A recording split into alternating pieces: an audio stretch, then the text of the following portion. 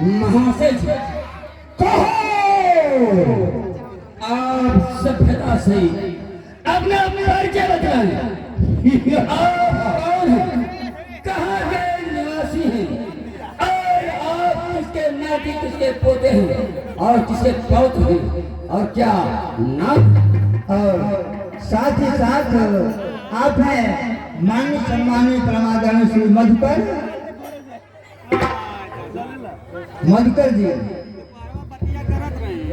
जी की तरफ से रावण और बाणासुर के प्रस्तुत संवाद के सागर 51 रुपए भेंट दिए जा रहे हैं। भगवान आपको सुखी रखें। धन्यवाद।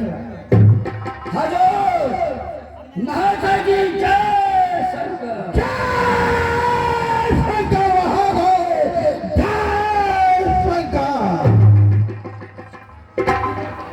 बोलो क्या कहना चाहते हो। महाशय जी, बोलिए। आप सभ्यता सही अपना परिचय बतलाएं। अरे पहले तुम अपना तो परिचय बताओ। तुम कौन हो, कहाँ के निवासी हो।